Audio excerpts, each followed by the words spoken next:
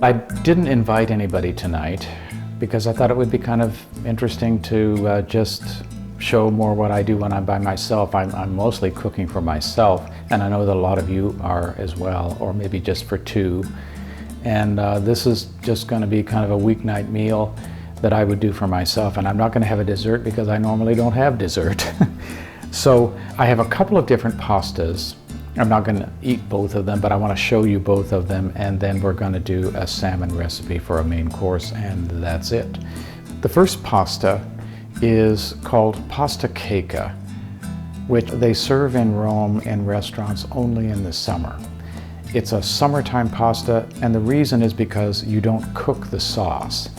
The spaghetti is hot when it's served, but the sauce is, room temperature. And so therefore it's not as warming as, something you would want in the winter. This is tomatoes and garlic and olive oil and basil. And so I'm just dicing these tomatoes, not real finely diced, but chunks about like that. Just going to toss them into the bowl. And then I have some garlic cloves here. And I'm going to use my handy garlic peeler.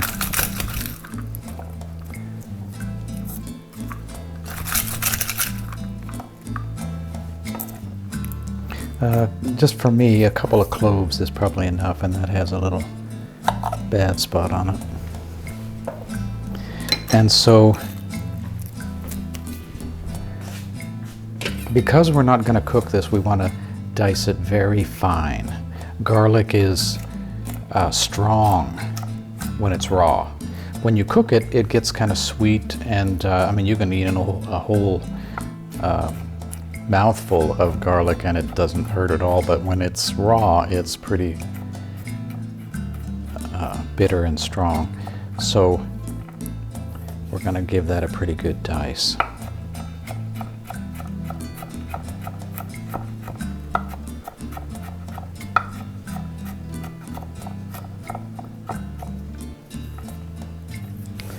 One more pass. Okay. So that just goes in with the tomatoes.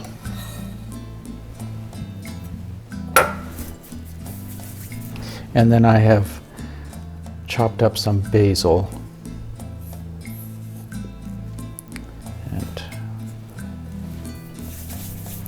And then we want olive oil.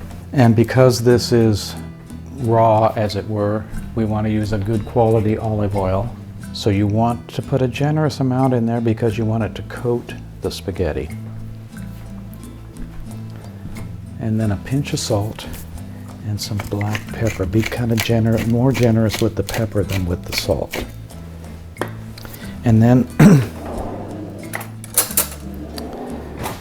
you just want to stir that up, and you can see how that greenish olive oil is really coating everything. And ideally, you should leave this out on the counter for at least a couple of hours so that those seasonings get into the olive oil. The last thing we need is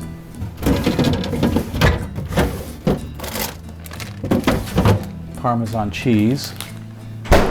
So we're going to grate some of that. And while I'm doing that, I'm going to get the spaghetti going here. So we want to generously salt our pasta water.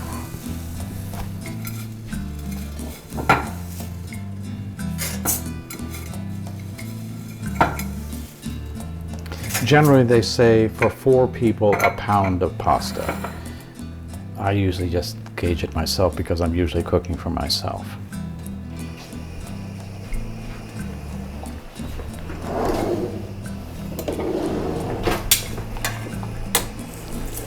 Get that down into the water. And that can be cooking while we're grating our cheese.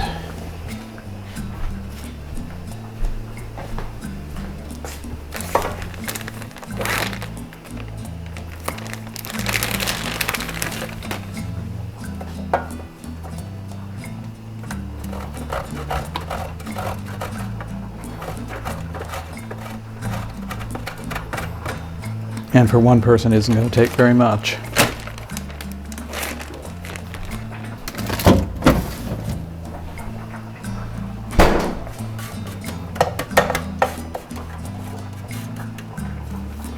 I might have been a little ungenerous there, but it's okay. This is going to mix in with the sauce. And one of the reasons we didn't put a lot of salt in there, I like salt with tomatoes, but the cheese is real salty, so between a pinch of salt and the cheese, we should be good. And then when the pasta is done, we will just pour that over it and toss it, and we're done. And you can put a little extra Parmesan on the top when you serve it, and that's it. This is our second pasta, and it has a lot of variations, but it's a very basic recipe, and you wouldn't serve both of these on the same night. I'm just, giving you two different examples of simple weeknight pastas. In Italy, Sunday pastas are baked pastas, ziti, and stuffed pastas like tortellini and things like that. But on a weeknight, they would just serve regular, simple pastas, usually with a tomato sauce. But we're doing something a little different tonight. So what we're going to do is a recipe called Aglio et Olio.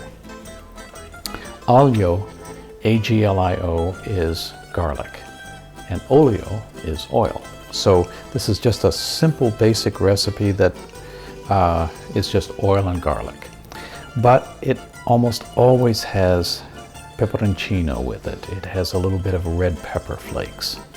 And the red pepper flakes add a little bit of heat, and a lot of Italian recipes use peperoncino, which is a hot red pepper that's dried.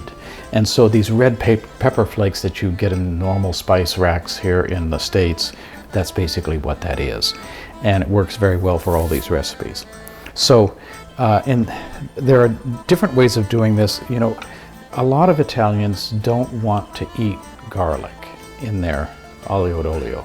They just want to season the oil with it and then take it out before you eat it. But I love garlic and I like to eat it. So the way I do it is I just slice it fairly thinly, and we're going to throw those slices of garlic right into the oil.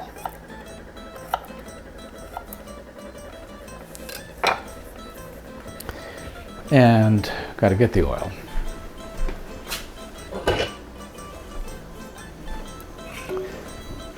So I just take a small saucepan, and you want a fair amount of oil because you want that to coat every strand of the spaghetti and make it slick and shiny.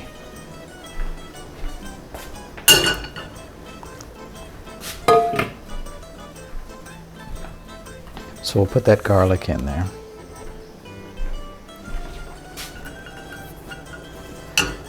And we just want to get that started very gently. When you're cooking garlic, you want to go slow and low because it burns real quickly. You have to kind of keep an eye on it because burnt garlic tastes terrible. But if it just has a little bit of brown, it seasons the oil beautifully. Okay, I'm going to turn that off because I'm going to add something here. You can just serve aglio et olio with nothing but the oil, garlic, and peppers, and a little bit of parsley, chopped parsley. And that's just fine. But you can also add vegetables to it, which vary it, you know. Aglio et olio is a basic recipe that you can play with. And so asparagus is wonderful with this. You just cut the asparagus in 1-inch pieces and saute it in with the garlic, and it works wonderfully. Here I have zucchini, And zucchini works really well with this recipe too. And so, whereas with the asparagus, you kind of need to parboil it and soften it first before you put it in. The zucchini just works fine, just sticking it right in there with the garlic and the red pepper flakes. So I'm going to put that in there now. So now we have the oil and the garlic and the zucchini. Now all we need is the red pepper flakes, so I'll put those in next. And this is all about your own taste. I like things a little spicy, so I'm going to be fairly generous with that. But if you're scared of the heat, don't worry, just cut back on that. But you do need a little bit, because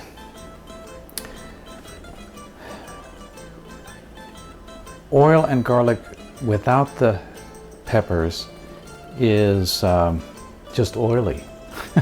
And the peppers add a little bit of heat, but mostly they add depth of flavor, and they balance the whole thing out, and you really don't want to do this without the red pepper flakes.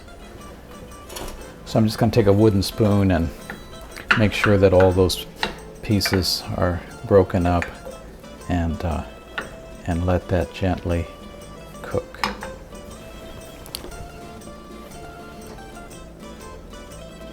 And our spaghetti here is coming along. I lowered it because I didn't want to get it done too fast, but we are getting close.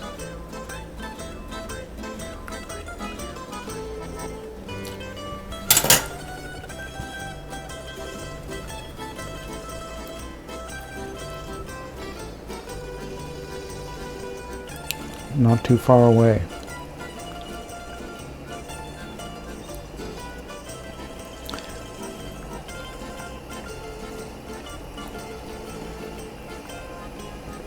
So you can see this is sizzling a little bit, and that's a good thing, but that means you also want to watch it so that that garlic doesn't burn.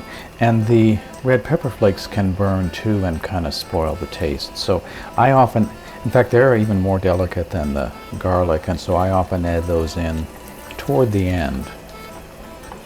But both of those things, the garlic and the peppers, are seasoning the olive oil, and that's what you really want here.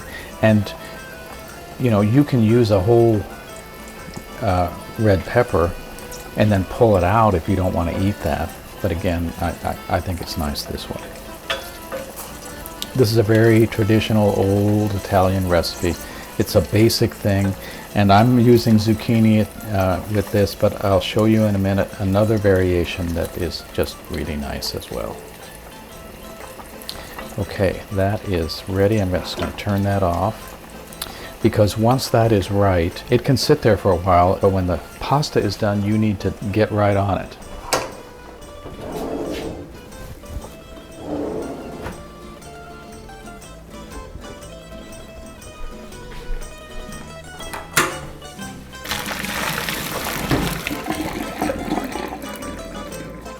Once that drains, then you want to dump that into the bowl and get that oil in there quite quickly, because spaghetti is very starchy and it will just congeal and become a mass of glue.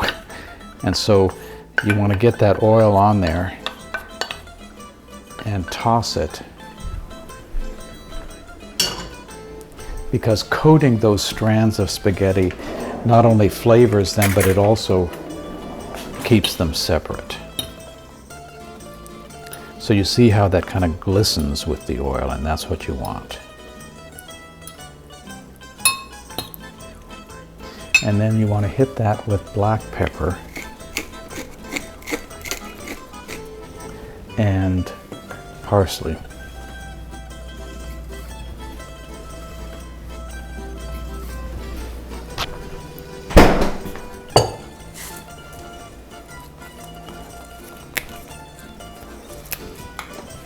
So you just want to give that a rough chop. It doesn't have to be real fine. And you sprinkle that over the top. And there's your Aglio Olio with a little bit of zucchini.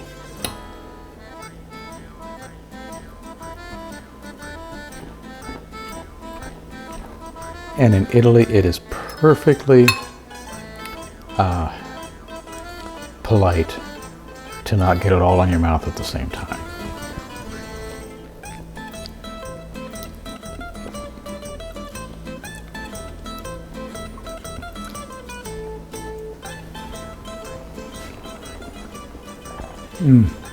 You know, I make this maybe once a week. I never get tired of it. It just is, I think, one of the world's great tastes. I'm going to have a little bit more before we move on to something else.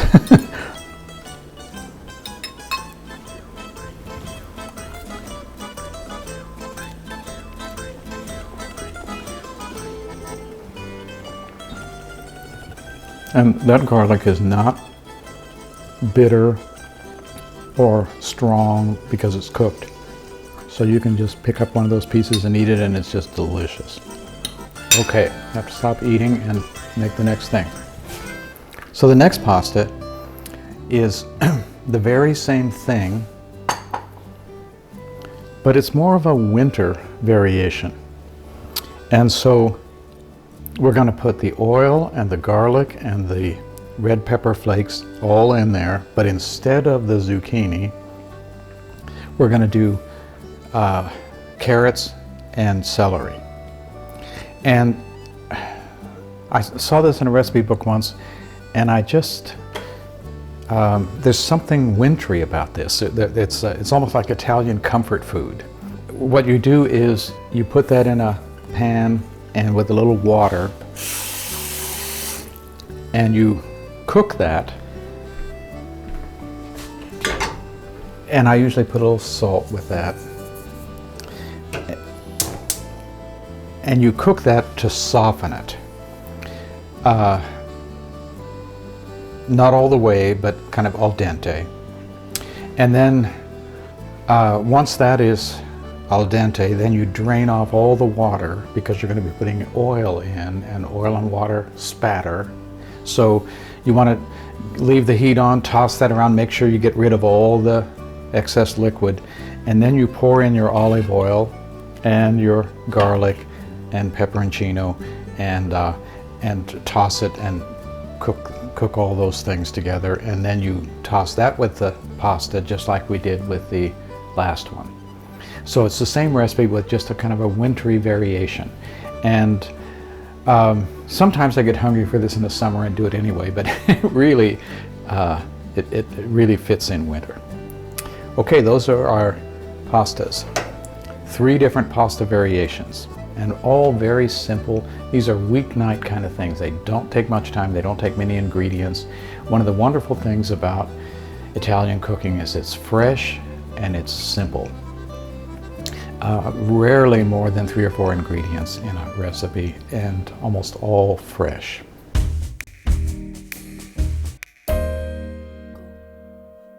We're going to make the main course now. We would have eaten that Aglio Olio as a first course, and then we'd have this as a second. So this is just a salmon fillet, and we're going to roast it with rosemary. And so I've got it on a sheet pan with parchment paper, and we're going to salt and pepper it.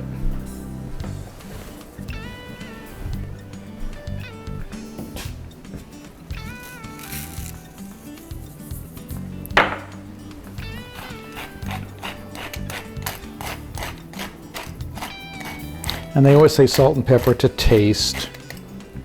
I kind of like pepper, so I'm maybe a little more generous with it than others would be. And then we have fresh rosemary. And rosemary grows like that, and you just pull it off and get the leaves. Pull back, whoops, they broke on me. Pull back like that. And so then you have these spiky leaves, And we want to chop that pretty fine. Rosemary is a very fragrant, woodsy kind of smell, and it's fairly strong in cooking, and you can overdo it, but I find that in this recipe you almost can't overdo it. It just works so well. So we have this finely chopped rosemary, and we're just going to sprinkle that over the salmon. And I'm going to use it all because, again, I just don't think you can overdo this. Okay, so it's as simple as that. Now we have preheated the oven to 450. Fish likes hot and fast. And so 450 is a pretty hot oven, but that's exactly what we want. And despite that heat, the parchment paper isn't gonna start a fire in there. And so it hasn't quite preheated yet. So we're gonna wait a minute. But, and then we're gonna cook it for just about 13 to 14 minutes, depending on how thick it is. And depending on how you like your salmon. I like it moist, but I don't like it slimy. And there's a delicate balance in there.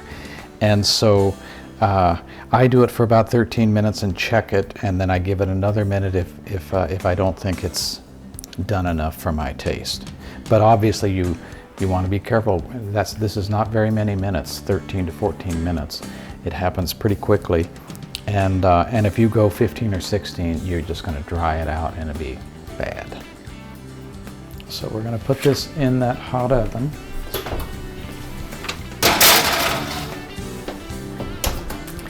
And I'm going to set the timer for 13 minutes.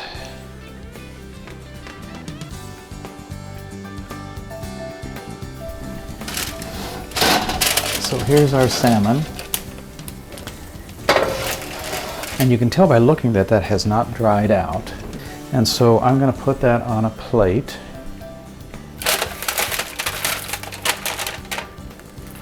That's a huge piece of salmon. I'm probably not going to eat all of that. But I like to cook it that size because then what's left over makes a great salad the next day. So this is the thickest part, and that's what you want to check. And that's nice. That may be a little uncooked yet. You want it more like, that's what you want it to look like. And that is not dried out. That is just so moist and good. And so I'll put it back in and cook that thickest part a little bit more. But try that.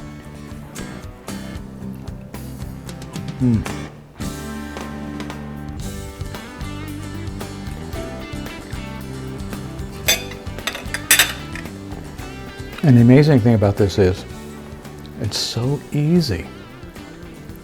Just 3 ingredients: salt, pepper, and rosemary.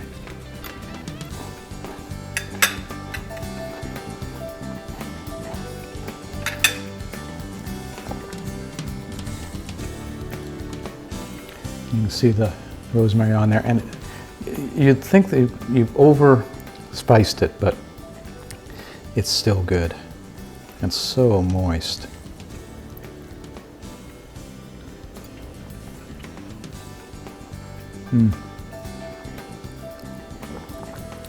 I could eat all night.